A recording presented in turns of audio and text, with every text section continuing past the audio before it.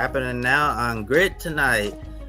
Ralph Moody, Ricky Rudd, and Carl Edwards are going into the NASCAR Hall of Fame. What are some of your favorite memories from these three?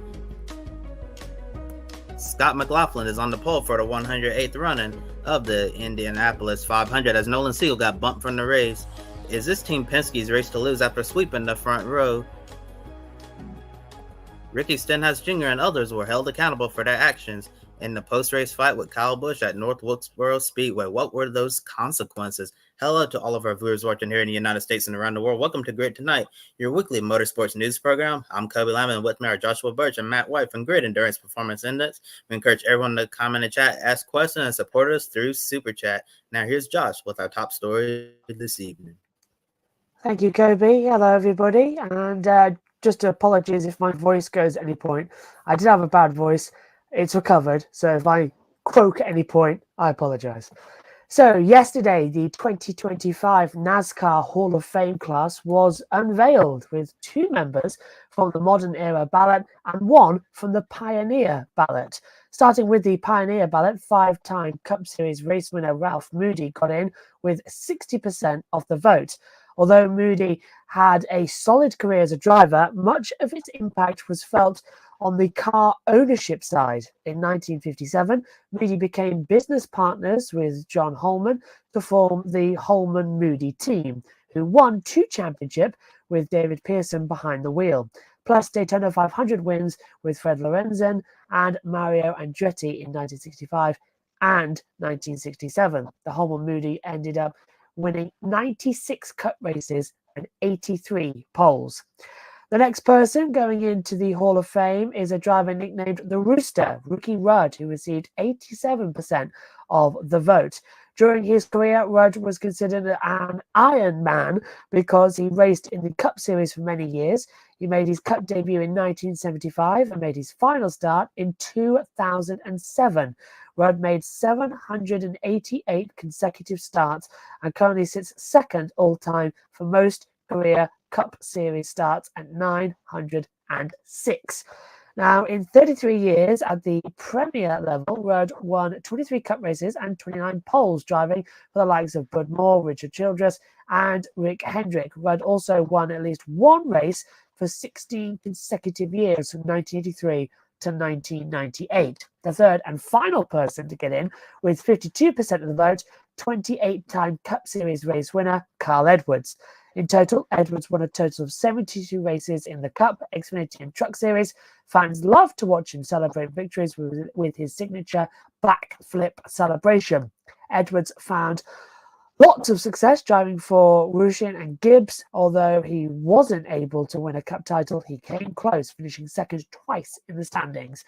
However, Edwards won the 2007 Xfinity Series Championship, graphic courtesy there of NASCAR. Matt's with me as well to discuss all this action. Matt, what are your overall thoughts on the class of 2025, and did the voters get it right? Good evening, Josh. Hello, everybody. I think they did. The nominees perhaps weren't as strong collectively, you may say, as perhaps last year when, of course, Jimmy Johnson went straight in with Chad Knaus on the first ballot. But I feel like the 3 of them going in, as you just detailed there, were probably the strongest of the group. I mean, 96 Cup wins for Ralph Moody, including 2 championships as an owner.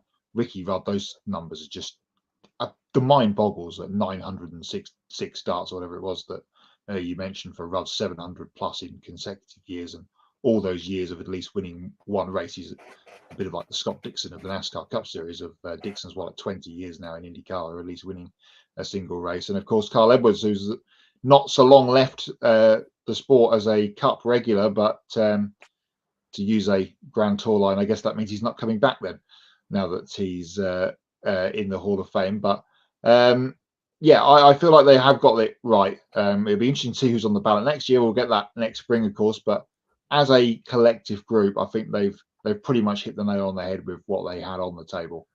And the numbers, those percentage numbers for Rudd and Moody, pretty high as well. So it looked like a lot of voting sway went their way. Yes, it did as well. And Ricky Rudd won at least 1 race for many years, saw him compete a few times in person. From Adam in the chat there, hi Adam, I see it. Harry Grant deserves to be in the NASCAR Hall of Fame as well. I am very much pacing my voice because I've got a lot of shouting to do over the weekend. If you're wondering why I'm a bit monotone, hasn't yet come back yet as well. Susie Perry's told me to get some vocal zone strepsils, so that might be something. The induction ceremony will take place on February the 7th, 2025 at the NASCAR Hall of Fame in Charlotte, North Carolina. Now, we want to take a moment to acknowledge the winner of the 2025 Landmark Award, and that, of course, is Dr. Dean Sicking, the man who invented the safer barrier, which has saved the lives of many a race driver over the years. After Dale Earnhardt was killed on the final lap of the 2001 Daytona 500, NASCAR formed a partnership with Sicking and the Midwest Roadside Safety Facility at the University of Nebraska-Lincoln to prevent future on-track tragedies. Besides helping design the safer barrier, Sicking studied the instant history of each track and worked with NASCAR to create a plan to cover the most dangerous parts of the track. Thanks to Sicking's, the lives of numerous drivers have been saved, including the prevention of many serious injuries as well. While the safer barrier is a common sight at tracks across America, it finally went international in 2016 for the Le Mans 24-hour race as well. A safer barrier was added to the Porsche curves at the circuit to the south, bringing the life-saving invention to Europe for the racing scene as well. The graphic courtesy there of NASCAR. Formula One still has Tech Pro. I've been saying for many years, a safer barrier style at very dangerous corners like Eau Rouge as well. And the top of Radion would be a greater invention as well. So how nice is it for Dr. Sicking to be honoured for his work on the safer barrier with the Landmark Award? I think it's fantastic because the number of injuries that have been prevented since safer barrier came in have been multiple in both NASCAR and, of course, IndyCar running on the ovals as well. And perhaps a name that not many people would have known before this week. With it's just safer barrier, and it is what it is. Some people maybe not liking the limelight so much and disappear into obscurity a little bit, but good to see that NASCAR have brought this back to the fore, and the good doctor is getting the recognition he deserves, because many racing drivers around, especially the American oval scene and around the world, owe a debt of gratitude to him and his team for producing this safer barrier such a long time ago now, it seems like, but we've had it so long, and now it does its job on a week-to-week basis. And you would imagine it may be in action again at Indianapolis coming up this weekend. Let's hope not, in that, if you know what I mean, but we'll certainly see it be tested over the next coming weeks, and it will go on forevermore, I guess, as his invention and his team, and it's good to see him being acknowledged in such a way. Yes, and behind the mic, which is Matthew Owens. Hello, Matthew. So happy for Ricky, one of the toughest drivers ever. He won a Brickyard 400. That gets forgotten a lot as well. It does indeed. And I see the Brickyard 400 will be back later on this year. Can't remember if I'm covering that one or not. I don't know yet. And I'm covering Indianapolis 500, though, and that's where we're going next for our second story of the evening as well. Recapping qualifying for Sunday's 108th running of the Indianapolis 500, Team Penske swept the front row for only the second time in history. Scott McLaughlin won the pole with a four-lap average speed of 234.220 miles per hour over teammates Will Power and Joseph Newgarden. McLaughlin will start on the inside of row one with Power in the middle and Newgarden on the outside. Now, 36 years ago, Team Penske drivers swept the front row for the 1988 Indy 500 with drivers Alan Sr., Danny Sullivan, and Rick Mears. On Monday's instant-free practice session, Newgarden was the fastest driver, the photo taken there by Chris Owens from Penske Entertainment. Kirby's back with us for this bit as well. We'll start with you on this. As John says, I hope the rain stays away Sunday. So do I. Looking at the production schedule I've got in front of me as well. We all want it to be a dry race and get it on, because 2007 was the last time it rained, but 1997 was the last time it was not held on a Sunday. So there's a long history here that we've got to try and uphold. But Kobe, is it starting to look like Team Penske's race to lose in the 2024 edition? Yeah, Josh, based on what we've seen so far throughout the month of May, it really does seem like Team Penske is the team to beat. It doesn't matter whether it's Scott McLaughlin, Will Power, Justin Newgarden, all three of those Team Penske Chevys look extremely strong. It would not surprise me to see Joseph Newgarden and Will Power get another Indy 500 head names, or it wouldn't surprise me to see Scott McLaughlin finally get his breakthrough Indy 500 win. I know this track in this race hasn't been kind to him so far since he's been in IndyCar, but it seems like he's truly started to figure this place out. And right now, I still don't know who I'm going to pick for pick a winner. I think the Team Penske cars would be your easiest bet right now based on everything we've seen. But I kind of hope we're going to get the Carb Day practice session, so I can make my final decision. But right now, I think it's very hard to beat the speed of these Team Penske cars. But as we know, with this race is very unpredictable and anything can happen. And in regards to the comment about the weather, yeah, please do your rain dance. Everyone do your rain dance so we can get this race in full and not have to come back another day. I remember Fast Friday looking at that weather forecast. It didn't look like that was going to happen at all, but we end up getting the full day in. So while the weather may look bleak right now, don't panic yet. Just hope that it'll end up changing by Sunday. Yeah, keep our fingers crossed that we can at least do the Monaco and Indianapolis double on Sunday. And then, of course, we've got the Coke 600 at Charlotte. Are the Penske the team to beat? I don't go with that, because the last few years, especially in practice and qualifying, they haven't really turned out. And of course, we know what happened at the end of the race last year with Newgarden winning. But this year, it's been the opposite. So is it just clear lap speed that they've got? The Speedway decides. You saw that when Alex Rossi won all those years ago, that he was chosen to win that race, and it's happened a fair few times as well, previous to that and since. So I don't think it's going to be all Team Penske's way. From a slightly looking at things from a skewed view, the optics of Team Penske being on the front row, sweeping it after all the things that have happened so far this year in the IndyCar Championship. And again, no one talks about the championship when we're in Speedway, Indiana in the month of May, but the optics aren't great. If they were to win the race, at a canter as well, a la 1994 with the Beast engine, then more eyebrows and hands up will be coming after the race. But I think there are a few more teams in play when we get to race day, if we have similar weather to what we've had in practice. And of course, as you mentioned, Josh, that session that we had on Monday was fair. The weather was decent. The sun was out, and we got through it without incident or stoppage. So plenty of time had there. They'll have some more running, of course, on Carb Day on Friday as well. And we'll see what comes. The winner came from 17th on the grid last year for just the second time ever, says the mayor of Indianapolis, Matthew Owens. I don't think this is a Penske runaway, and we're in agreement. And we'll talk about McLaren in a moment. Keep my cards close to my chest on pick a winner. Kobe mentioned it. I'm going to keep my cards close to my chest on pick a winner for the moment. Mayor of Indianapolis, you're promoting the Oracle. I mean, come on, he's going to get an ego. Oh no, he's the mayor now. As well. But the mayor says, I like Colton Herta. His car's been amazing in traffic all month. It has. I'd throw into that as well the likes of Felix Rosenquist. That Maya Schatten looked quite stable. Castroneves hasn't been looking quite on the mark there, but we'll get onto that more later on as well. Another major story from qualifying, of course, was our McLaren's Kyle Larson. Yes, who ended up making the Fast 12 and the Firestone Fast 6 going for the pole.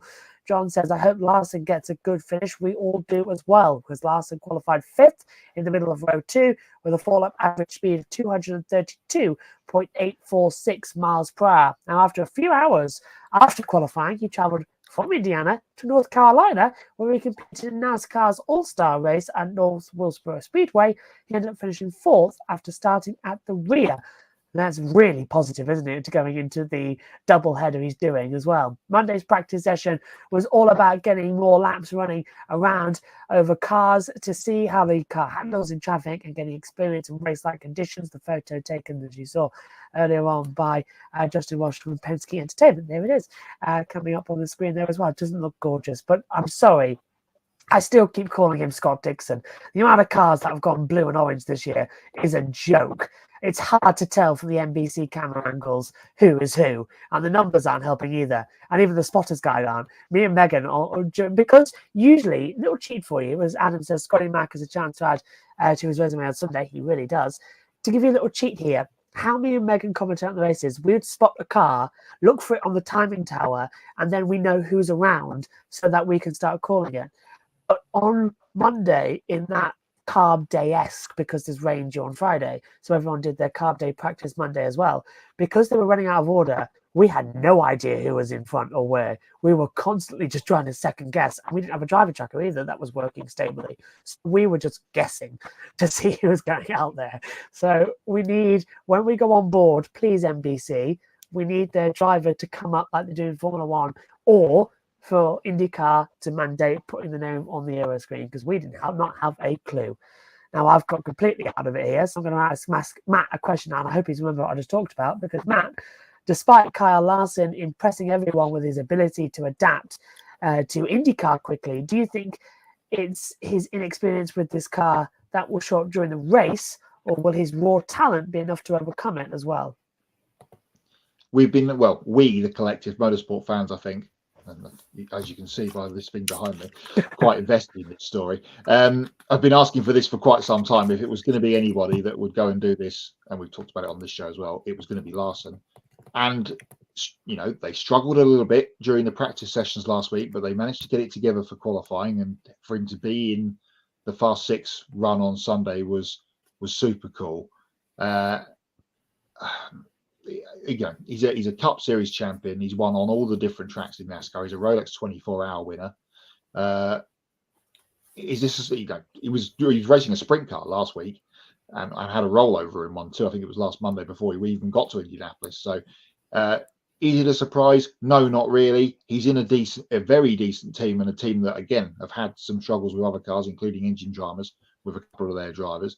But that potentially that McLaren squad behind Penske that we just talked about kind of really is in that second best position. So if he can get a clear run and be there at the end, and you know it's all about positioning for that final fuel stop and etc., and you'll cover it on your stream, Josh, on Sunday, and we'll do the same on USRN, and NBC will do the same. It's all about being there at the end, and if Larson can be there at the end, he's got a chance of completing the double and maybe have a chance of winning at least half of it. John says we need more Cup guys to attempt the Indy 500 in future. It sounds like, from what rumblings have come this week, that this McLaren and Hendrick tie-up with Kyle may last more than just through this weekend. There's talk of it happening again, scheduling permitting, of course, over the next couple of seasons. So keep an eye out for that. But yes, more people doing more things like this is always interesting, especially when they go really well, like Kyle Larson is seeming to do. Refreshing after Jimmy Johnson, I think, is quite a nice thing. I mean, Jimmy always went well on the ovals, but for Kyle to come in and be this quick straight away is impressive, moving over from NASCAR to IndyCar. So definitely, I've got him already written down in my notes for Sunday's race. Absolutely, completely mad as well. Excuse me, everybody.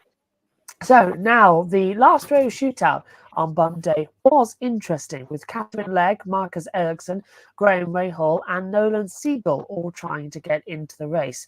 Legg was the quickest of the drivers in the Last Row Shootout. She'll start 31st. Ericsson, who's starting at 32nd, had a very stressful session after lifting at the beginning of the final lap on his first qualifying attempt. He can't count to 4. Now, a horrible mental error for the 2022 Indy 500 champion, but he was able to recover from it and put his number 28 Andretti Global Honda into the show. The 33rd and final spot went to Graham Rahal, who was in the Last Row Shootout for the second straight year. Our Grid Live wrap-up, Kobe, Ben and Joe were sceptical about Rahal's chances of making the race, given all the problems with the number 15 team, despite the Dale Coyne Racing cars being the favourite to get bumped. Speaking of the Coyne cars, one of them ended up failing to qualify. Nolan Siegel's number 18 team wasn't able to unlock enough speed in their road course car after a scary wreck and flip in qualifying damaged their primary car. Siegel crashed during his final qualifying attempt and left it all on the track. The photo taken there by James Black from Penske Entertainment as well. So where does this last row shootout rank compared to bump day drama we've seen in recent years? Well, Josh, compared to the last row shootouts we've seen in recent years, I obviously don't think it was the best, but we still had some intriguing storylines. I don't think it'll definitely top Alonso getting bumped by Kyle Kaiser or Graham Rahal getting bumped last year with Jack Harvey. I actually went back and watched some of the most recent bump days, and I totally forgot that Jack Harvey had, a slow qualifying run, and then immediately after pulling to the pits, they're going to go again, and people were like, why is he just wasting his time? Because the car is still hot, he's not cooling it down, he's just going out again, and then by some miracle, Harvey ends up bumping Rahal out. I thought those were two of my favorite bump days, and obviously remember when James Hinchcliffe got bumped from the field as well. But like I said, this year's bump day was interesting because I didn't expect to see Marcus Ericsson in this position, and Marcus said himself, he put them in this position when they ended up crashing out in practice, and they had to go to a backup car, which obviously isn't as fast as their primary, but Andretti was able to make it work, and it just shows how stressful these type of situations are. I didn't expect Marcus Ericsson to abort his run at the start of his fourth and final qualifying lap. I thought something that happened to the car. I thought his engine had blown or something, but when we found out it was a mental error, I was like, oh my goodness, Marcus, how could you do that? And I guess when the person on the radio, came on and said white flag, I don't know if Marcus brains said checkered flag or something like that, but it was just really odd to see him lift and make such huge of a mistake, and then to see his Andretti team waiting until almost the very end for him to go back out there. It was definitely nerve-wracking for sure, but Ericsson got in the show, Catherine Leggett as well, Graham Rahal. I'm sure he's very relieved to be in the show this year after getting bumped last year and then having to fill in for Stephen Wilson in the dry and run bowl car last year. And it was super unfortunate for Nolan Siegel when he had that scary wreck and flip in qualifying. It's never good when you have to go to a road course car on a super speedway because those type of cars, because the road course car obviously don't have all the special little kinks and things, to make it go really fast. And I think the Coyne team tried the best that they possibly could with that road course / backup car, but it just didn't have the speed. And we saw Nolan's final qualifying run of the day that the speed just wasn't there on lap one. And by the time Nolan had ran that first lap, we basically knew it was over, and he earned a lot of respect from the drivers in the paddock.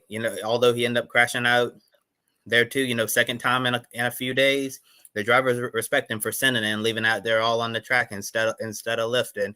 And I'm sure Nolan Siegel will be back at some point, and he will get to compete in this race, and he'll have a long IndyCar career ahead of him. If you watch Nolan Siegel in Indy Next series, then you really know how talented of a young driver he is. And I think that this situation can only make him stronger. And James Hinchcliffe said it best on X. He said it just a few years ago, that was a young driver who ended up getting bumped from the Indy 500. His name was Pato O'Ward, and look where he is now. He's driving for one of the top teams in the NTT IndyCar Series at Aaron McLaren. So if Nolan Siegel's feeling down, look at the Pato O'Ward story and look where he could potentially go in the future. Yeah, fair play to Nolan Siegel, because he absolutely left it all out there trying to get himself in the race after, as you mentioned, Josh, crashing their primary car, having to switch to the backup, etc., etc.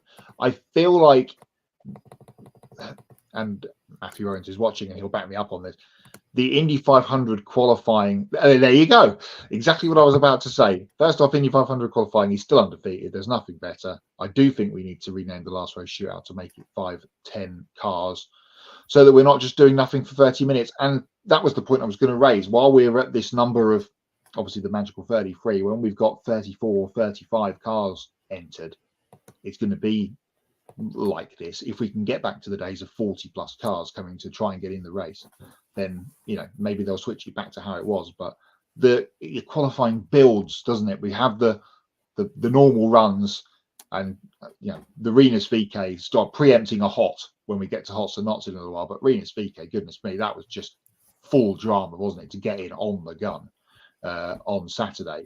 And then that you got the two shootouts for the last row and for the front row on Sunday. It's just, I think, wasn't so much of a viewer of it because we didn't have so much coverage back in the day of the qualifying session. And now we've got every session on Peacock and through Sky Sports F1 here in the UK. We can follow it all, and it just builds and builds and builds all the way through to that final weekend. I think we've talked down about IndyCar a lot on this show and on the network over the portion of the first 5 months of the year, but the Indianapolis 500 qualifying is absolutely spot on, and they don't need to touch it or change it in any way. Personally, from my experience as well this weekend, I quite liked that we weren't doing anything for half an hour. I could shove it over to NBC on the commentary feed because I was dead on the voice. Yeah, it's not been great. Looking about 42 streams, doing 24 and 26 hours coming up. If I'm not here next week, you know why. That's what I'm going to say.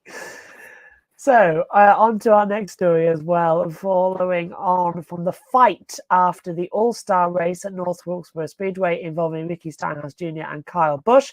NASCAR announced penalties this morning. Stenhouse Jr. was only fined $75,000, while two members of his JTG Dog Retreat Racing team were suspended for multiple races. Now, the team mechanic, Clint Myrick, as well, was suspended for the next eight Cup Series races throughout the race at Pocono on July 14th. Now, meanwhile, the tuner, Keith Matthews, got a 4-race suspension through to Iowa on June the 16th.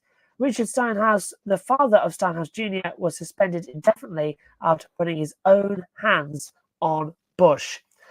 NASCAR Senior Vice President of Competition, Elton Sawyer, said when crew members and family members put their hands on the drivers, NASCAR is going to react. Sawyer also hinted that Stenhouse Jr. was fined because his actions were premeditated, saying better decisions could have been made after waiting 198 laps for Busch to walk back to the garage area following the race. Interesting enough, Busch and his team members weren't penalised as well. The photo taken by Alessandro Alvarez. Sorry, I'm going to say that again because my voice is gone. Alejandro Alvarez from NASCAR Digital Media. Fascinating, by the way, the NASCAR Digital Media team. I want to say quickly a quick thumbs up to them. They are an amazing bunch of people who helped me out several times, and all the media that cover NASCAR. They are a top team and one of the best we work with in motorsport. The fight has generated a lot of publicity for NASCAR in the mainstream, so a lot of people are confused why Stenhouse Jr. was fined. As you can see right here, Charlotte Motor Speedway is promoting the fight ahead of this weekend's Coca-Cola 600. It's pretty common to see fights between being promoted to sell tickets at future events. Current Cup driver Daniel Suarez and retired driver Elliott Zelda had their own opinions on this subject. Daniel said, "If it's so wrong, then why is it all over NASCAR social channels? We should be allowed to show our emotions. I don't get it. ... Elliott said, "This is dead wrong if you plan on using the wreck of fights for promotions moving forward. You can't fine a guy, then show it to sell tickets at NASCAR events. Double standard. Ricky saved the All-Star Race." I wasn't commentating on the All-Star Race as well. I had no voice left, but I did manage to catch up on it after in highlight bits. But the fight was something I got a text at 4 a.m. saying, "Fight, fight, fight." I was like, I was promised fights, and I wasn't there for it. That's 3 out of the 4 I've missed this year. But Matt, do you think that the penalties were justified? Also, do Suarez and Zelda have a point here with their POVs? Well, I thought the big fight of the weekend was obviously supposed to be Usyk versus Fury, but clearly that's been swept under the rug by this one at a non-points race that doesn't matter. I've said it before and I'll say it again. This stuff is silly. And to Suarez and Elliott Sadler's points, that it will get used by all the TV companies and by NASCAR going forward, much like the Larson Bubba Wallace one was in the playoffs a couple of years ago, much like the banned move of Ross Chastain was at Martinsville, of course, the Hail Melon. Things that we're not supposed to do and then have money and race suspensions given to us. You want us to keep doing to fill the promo stuff. Much like you, Josh, I didn't see the race, of course. because it was on at silly o'clock. And the only thing I've watched from the weekend prior was the Imola Grand Prix, which we'll talk about later. But it's all just silly. Matthew Owen says, of course, his actions were premeditated. He couldn't get out of the track. Of course, at North Wilkesboro, there's no tunnel or bridges from the centre of the racetrack out. So he was stuck there, waiting around, thinking about it in, to use the American term, street clothes, ready to getting up in Kyle's face as soon as the race finished. Ben says, hello, Ben, the problem isn't the fine, it's the hypocrisy of promoting.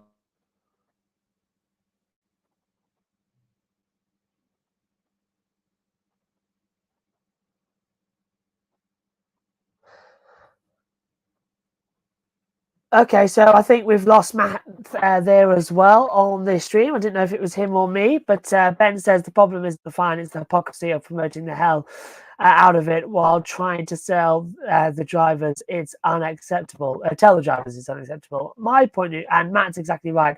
Tired of seeing the Hail Melon at this point too. Can't use a band move to promote your race as well. Matt, you back with us? I didn't realise that I disappeared, but yeah, I was just reading Ben's point and kind of agreeing with it, and you've done the same. So I think we're all in agreement on this one. Yeah, little glitch there. That's all fantastic. So before we glitch again, I'm going to hand it over to you, Matt, for the latest from our Grid EPI update.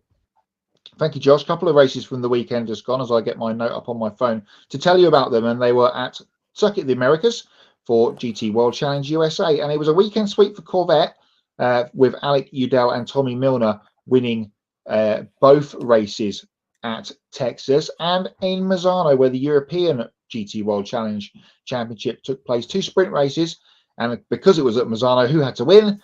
Valentino Rossi and Maxime Martin winning the first race, and Charles Weerts and Dries Van Voor winning the second race. Both races ran on Saturday, interestingly, because of course it clashed with the Imola Grand Prix, and Into the Darkness on Saturday night. 2 wins for the WRT BMW team. Slightly quieter weekend again coming up as we build towards Le Mans, which is not too far away. British GT is in action at Donington Park on Sunday with the second of their 3-hour races for the season, and the DTM is back after its little spring break after their first round. They are at the Lausitz Ring this weekend. Let's bring you up to speed with the points. No changes in the top 10 from the races that we had from the weekend. So Andre Lotterer has his second week as our Grid EPI points leader ahead of his 2 Porsche teammates in Lawrence Van Voor and Kevin Estre. Still the top 6 Porsche factory drivers. Seb Prio is a Porsche driver. Callum Eilert is a Porsche driver. Tim Heinemann is a Porsche driver. Thank goodness for Kamui Kobayashi breaking up the Porsche stronghold in the top 10 of the Grid EPI at this point. Here's a look at how they stand as well through the top 50 in points.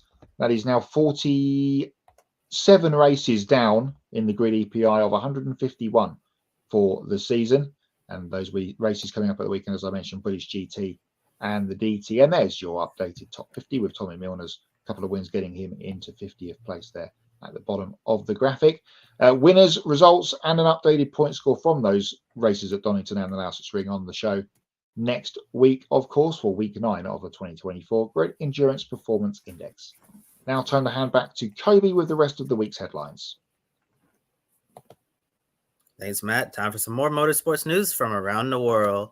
Joe Gibbs Racing added 2 new drivers to its number 19 Toyota Supra in the NASCAR Xfinity, or shall I say 3 more drivers with this morning's announcement. 3-time Whelen Modified Tour champion Justin Bonsignor will make his Xfinity debut at New Hampshire Motor Speedway. Anyone familiar with the modifieds knows that New Hampshire is a special place for this particular racing community in the Northeast, so Bonsignor will get to showcase his skill at a track that he knows really well. Then we'll also see Josh Bilicki behind the wheel for multiple races beginning next weekend at Portland National Raceway. This will be a huge opportunity for Bilicki to show what he can do in race 1 equipment after grinding it out as one of the sport's underdog drivers.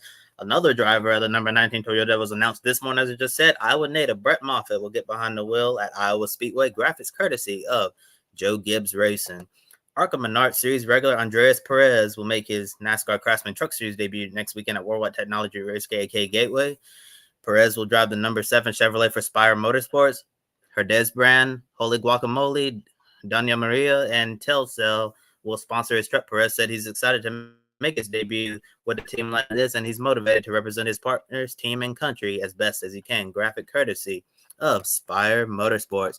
Andretti Global hired Pat Simmons to join their effort with Cadillac to potentially join the F1 grid in the future.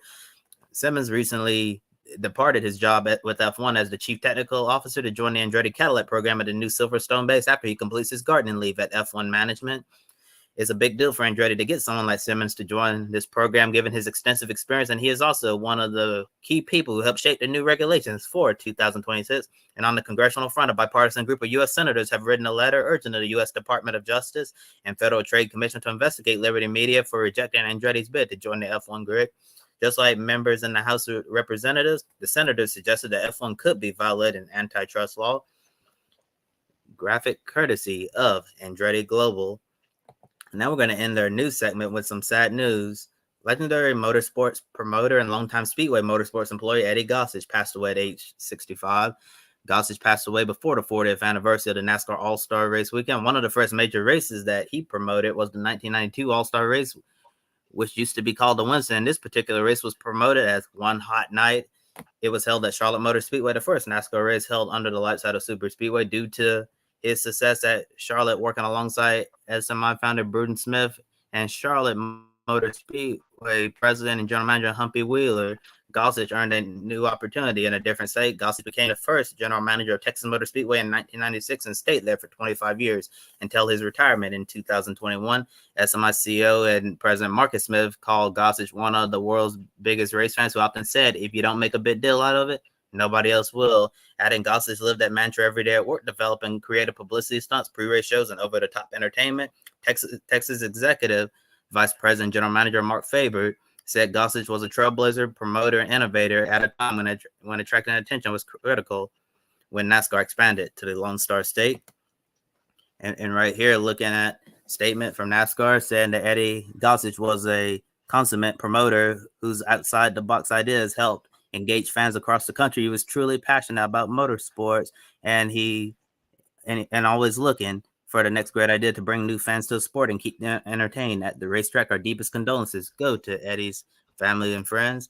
And then right here have a statement from IndyCar president Jay Fry saying that Eddie Gossage was a giant in the motorsports industry. His endless creativity, flair, and dedication to the fan experience at Texas Motor Speedway raised the bar for racetracks across America. Eddie was a phenomenal supporter of the NTT IndyCar Series. Our races at Texas always were among the most highly anticipated weekends on the schedule, both for the incredible on-track action and the memorable promotions. Eddie turned from ideas into reality. Eddie will be missed, and we extend our sympathies to his family and friends. Each day Faber comes to work, he says he can see the impact Gossage had throughout the property, saying that Gossage laid a foundation for success upon for generations to come and make Texas a showplace that many of the state's residents can be proud of. And on behalf of Grid Network, we extend our deepest condolences to Gossage's family and friends during this difficult time. May his memory be a blessing. Photo courtesy of Texas Motor Speedway. And now I'm going to turn over to Matt for Pick a Winner. Thank you, Kobe. A couple of races for us to pick tonight on the show. And it's, as Josh has trailed ahead to, a very busy weekend indeed. There is the point standings as it stands, with Matt B now 2 points ahead of Ben at the top of the leaderboard for your on-show talking heads. Kobe's now got 5 points on me all of a sudden in our battle for 5th and 6th.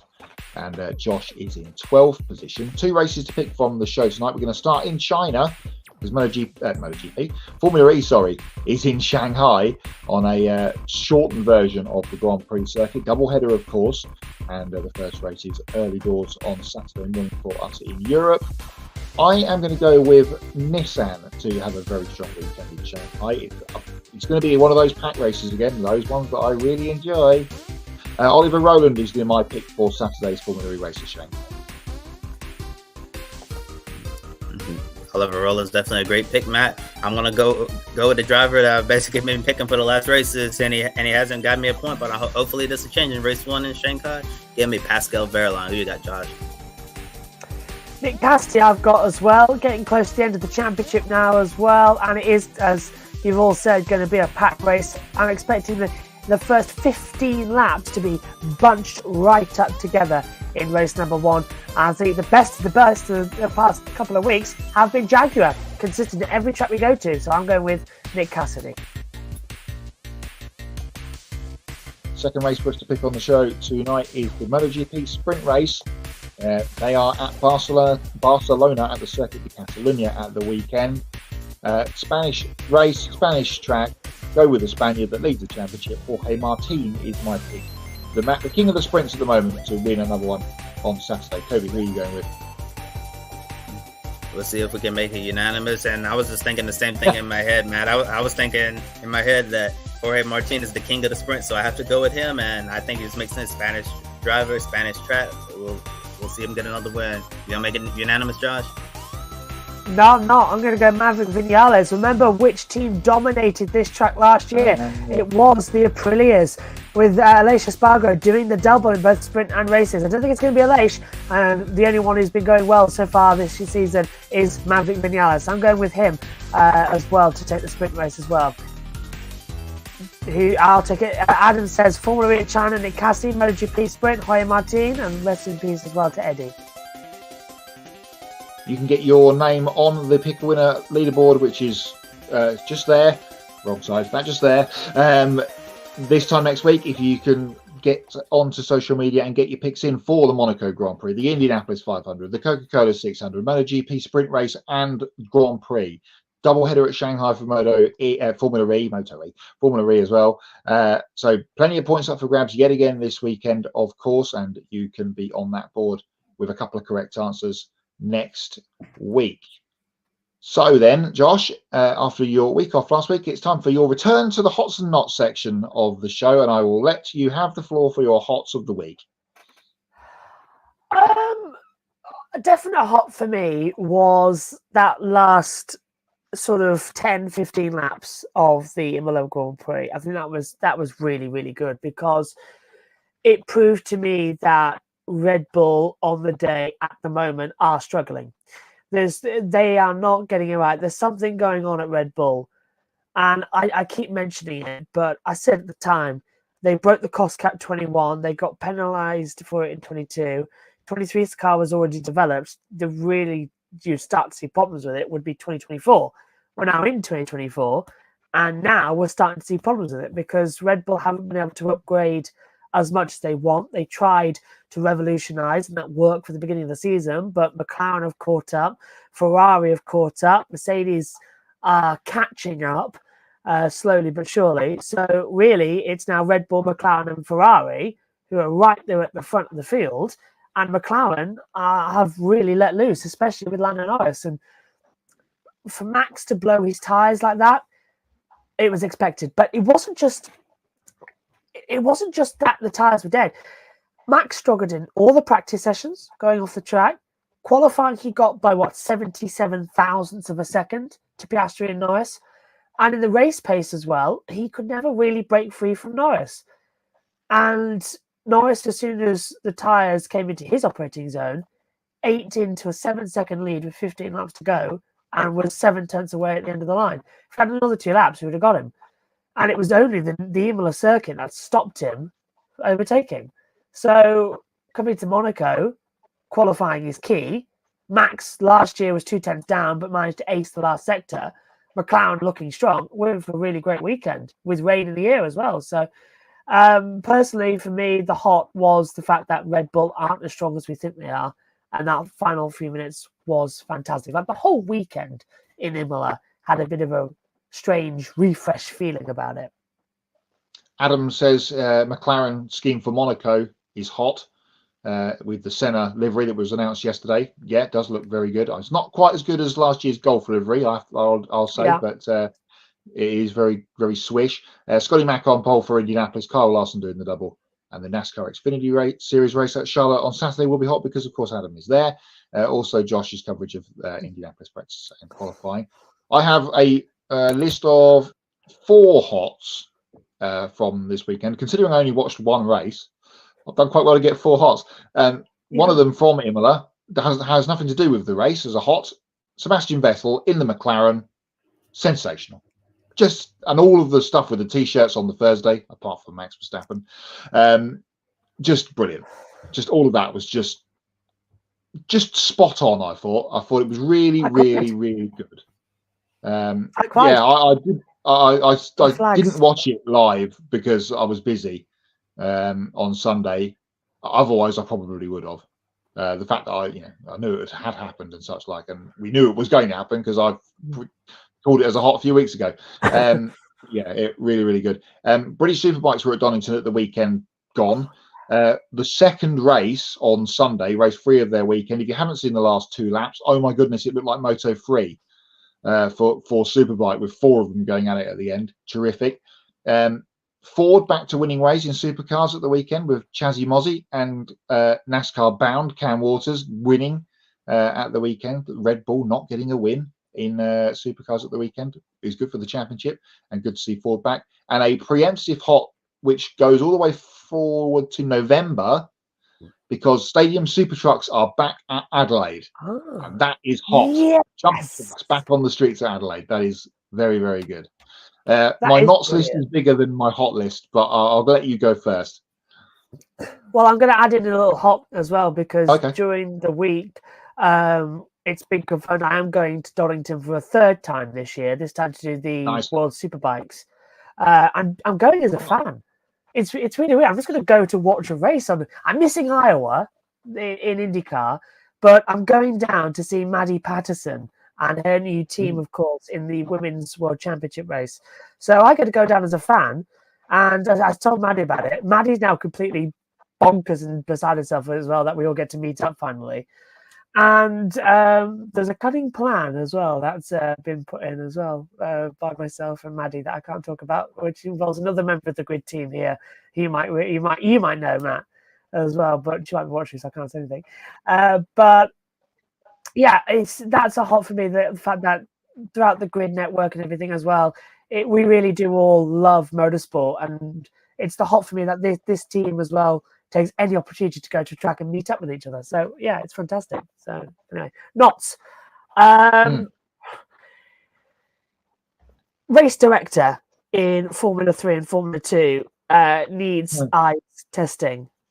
We had a crash at the start of the sprint race in Formula 2 where we had debris all over the track and 5 cars everywhere. That was a safety car, which should have been a red flag. It should have been automatic red flag.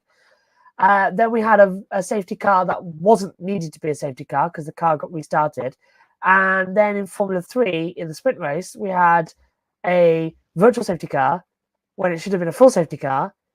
And then it came in at the last second, which enabled a lead change and a results change. And then the results changed back again after that. Yeah, and I didn't like that. Massive mess there. Another not for me, Sergio Perez. I mean, why has he been offered another year's contract? I don't know. For me, Checo is massively overrated now. He's not the driver he was, and it's every single time we hit Europe, he starts this failing to get into Q2 nonsense, and he was 11th on the grid, didn't do well in the race, and then you've got Yuki Tsunoda and Daniel Ricciardo both making it through to Q3. I mean, that was impressive from Danny Rick, but Tsunoda's been on a right old form. And now to hear rumours that he's not going to be with Red Bull anymore and he's going to be looking at other teams, I think that's a mistake. They should put Tsunoda alongside Verstappen now. That's a lineup I'm excited about. Tsunoda, I think, has really come into his own this year. And Imola, for me, really proved it. So that's a knot that they're staying with Perez. Another knot is Andretti. Sounds weird, that. But I don't like the fact that they are recruiting Pat Simmons and everything as well, because it's another bully tactic in my book to say, look, we've got this guy now. Come on, let us in. But it's a knot because the more pressure they put on Formula One, the more bad they start to look. That's my opinion. It's not the way to do business. I mean, FOM were wrong to deny them, but the way they're going about it now is it's like how much revenge is too much revenge.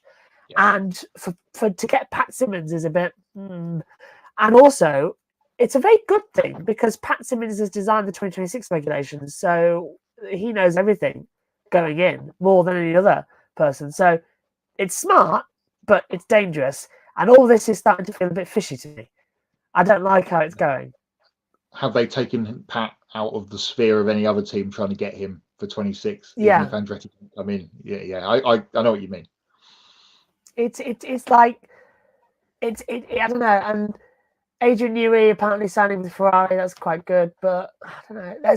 There's more off-track drama in Formula One this year than on track, but that's going to change because I think now we've hit Europe and the development season's coming in. I'm starting to go like that a little bit because I'm like, do we dare say it yet? Do we dare say title challenge from Lando Norris? It's getting that way. That we've got some really interesting performances from him in the last couple of races. But that's my notes. Yeah, absolutely right. I have a couple of notes. I'll go with my one or two knots that aren't Imola related. We've mentioned the fight from All-Star Race, so I'm just going to mention it again. Not Callum McLeod's role in the Super 2 race at Perth at the weekend. I don't know if you saw that at the top of the hill. He got trying to cover a move and went off the front bumper of someone else and barrel rolled down. It was a scary looking crash. Thankfully, Callum was fine, but we almost had that happen with Scott Pye in 16 or 17, I think it was, and he just kind of went across the ground with wheels down. You kind of skated across and got away with it, but we've actually had the big one now with Callum McLeod there. Imola related knots, as I mentioned earlier, it's the only race I've really seen from the weekend. You mentioned Perez. He was terrible again. He fell off the road all on his own just when he had a chance of running that long strategy on the hards and get ahead of some people, he stuffed it up by falling off the road at Ravazza. Ferrari strategy blunders. It's bad. Piastri pitted. Why they didn't get Sainz in on the lap after? They just absolutely hung Carlos out to dry and ruined any chance of a better result there by leaving him out for, what was it? It must have been 4, 5, 6 laps, wasn't it, in that middle stint? Longer. It did a long. He's got to come in here. He's got to come in now. Surely you're watching it, going, he's still out there. What are they doing? Is F1 and Imola? Is Imola, sorry, a Formula One circuit? We know why it's on the calendar. It's because Stefano Domenicali lives nearby. Well, it is, isn't it? Come on. Yeah, it is. Same way it was in Chicago, where he apparently has a hotel. Yeah. Maybe I'm all Imola'd out because I watched the Grand Prix and I've just watched the World Endurance Championship 6-hour race. So I've kind of watched 8 hours of Imola and I've still got F2 and F3 to get through. I think I'm just a bit all Imola'd out. And my last knot, Matthew Owen says, not Graham Rahal in the 15 team. It's just not going well, is it? Yeah, I would tend to agree with. I know Matt had a rant on air on Saturday or Sunday, whenever it was, that Graham didn't get in. Yeah, that's not going. It's not going great, is it? My last F1 related knot from the weekend is the graphics packages. The graphics truck. God, yeah. They must have had so much red wine on Saturday night because we had Perez coming into the pit lane. The clock started. He was in 1 hour and 27 minutes in the pit lane. The floating Piastri and Sainz. We don't need them. I'm sorry. I hated that. It's not a video game. And they were on for almost 2 laps straight saying this is Piastri and this is Sainz. Well, yeah, I know that. I can see what colour the cars are. Your timing tower's on the screen. And there was one for Hamilton as well at some point during the race. He went off the track and we didn't even know. Pit lane start or something for Lewis Hamilton. It flashed up with on lap 30 of a Grand Prix. What? Yeah. And one thing that really annoyed me from the graphics department, race fans tweeted Lewis Hamilton off the track at Acqua Minerale, skates to the gravel. And I'm going like, has he? So I've got 6 screens in here. I've not seen it once. The pit lane channel didn't see it. The onboard cameras didn't see it. The timing tower didn't alert us to track off. Nothing happened. And then we were going like, well, look, Hamilton has got the track because he's dropped the delta to Perez. And then 2 laps later, they tell us he's gone off after he comes in to change tyres. 2 laps later, when he came from mediums to hards. I was like, what are you doing? And then also, the entire system this weekend didn't seem to work. The race control systems didn't work either. No yellow flags came out up on the screen. No blue flag, no red flags. We've barely got any race control messages. Nothing seemed to work there. And I just don't know what it's for. But must have been all linked in some shape or form, I think, all of that. maybe together, and then obviously Sky having their blunder with Coyne's microphone not working as they went into the Grand Prix build-up with Harry was a bit of a the Coyne's microphone stopped working in the preamble to the cars going off the grid, and they had to scramble to get that done. Shame for Harry because it was the first Grand Prix on the telly. So he did a good job. Matthew says, well, while we're on graphics packages, NBC IndyCar graphics are outdated, glitch too often, and they absolutely need to be reset, which is kind of a point that you brought up a little while ago. It's qualifying. How about we put the speeds up? Yes, I don't disagree with that either, but that may be a problem for the good people at Fox to maybe sort out if that ever. Foxes are better. I must admit, Foxes are better than NBC's timing towers. At least when the cars come on the screen on a close-up, they flash up the name. So that's something at least. Sounds like it might have gone quiet, the Fox IndyCar deal, but if it does come back and actually goes through, then maybe that will get rectified for next year. Astro says time to move to team owner for Graham. Yeah, well, it can't be long, can it, for Graham to be hanging around in the midfield? We said that a little bit last year, this time of the year. Oh, one final note. It is a year tomorrow, I think, off the top of my head, that bang, A1GP is back. Oh, yeah. 1 year tomorrow. They've still not found the money. No, trust me, I know this. They've still not found the money. I've done some email digging this week, and I'm afraid to say they've still not found the money. Ben says, I'll say it again, NBC is the worst network for sports programming and has been ever since they shut down NBCSN. Tell you what, Matthew, bring back Speed Channel. Matthew's in the chat. Ask him. I'm sure he would do it as well. Matt, you'd do it. If they just pay for our flights and hotels, we'll do it for free. The commentary.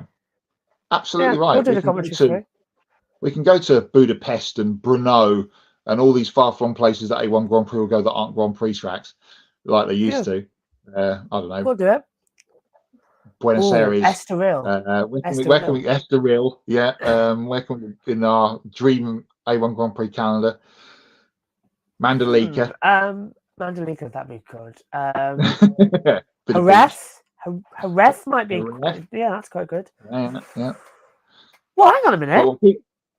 Let's just have the F1 European calendar that they had 5 years ago, because they're all going to be off the calendar soon anyway for the American street circuits.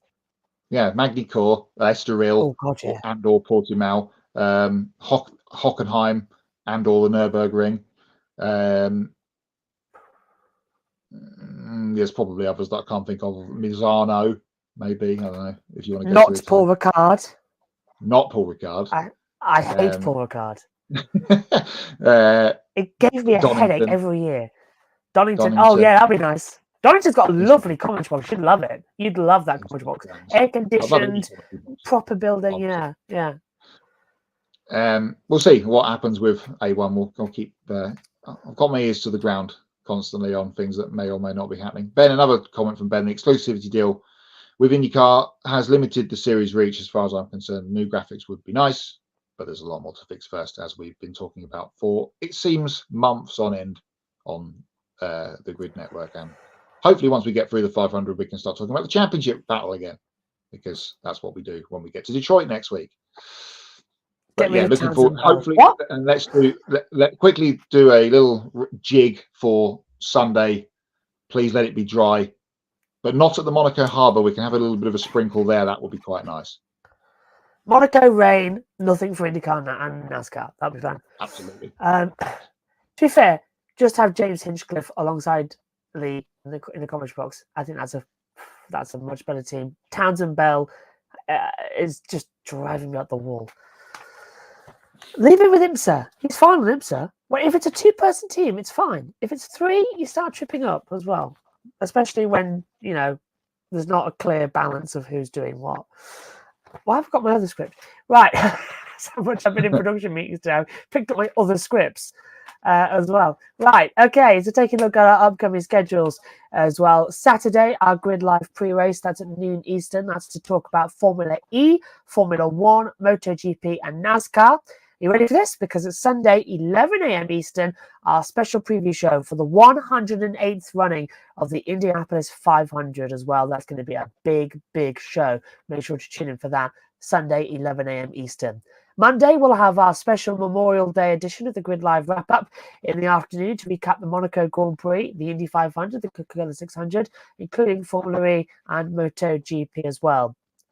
On Monday, we might also have our Grid Live pre-race show for Indy 500 and the Coca-Cola 600, depending if it washes out, just so that we've got both if we need it for social media as well. So yeah, and Monday night as well, we'll also have our Grid Encore recapping the ARCA truck and Xfinity races at Charlotte, and depending on how everything goes, I don't know, skiing possibly as well, because we might not have anything to talk about. Please do continue to subscribe to our YouTube channel as well. Thank you so much for helping us to get to 1,000 subscribers. Now we are on the road to 2,000 subscribers. You can help us out by hitting the bell icon to get notifications from when we go on the air as well. And you can follow all our social media platforms and visit gridranking.com. You can take 5 minutes to invest in the Grid Network through Patreon. You can join Colin, Mark, Deshelle, Robin, David, and Matthew, who invest each month in the Grid Network. And we encourage you to join these fine folks who keep us on the air. And once we hit $500 per month, we can start sending our team to the track to cover more races and continue expanding our coverage. The link to all of that is in the video description below. And if you want to make a one-time donation, you can click on the Buy Me a Coffee link as well. You can get your name on the board and invest as much as you want and consider buying a specific on-air personality a cup of coffee, and they will thank you on the air as well. You can also support us by donating during our live streams through Super Chat as well. So for Kobe Lambeth and Matt White from Grid Endurance Performance Index, I'm Joshua Birch. Thank you very much for watching. We'll see you next time. Good night.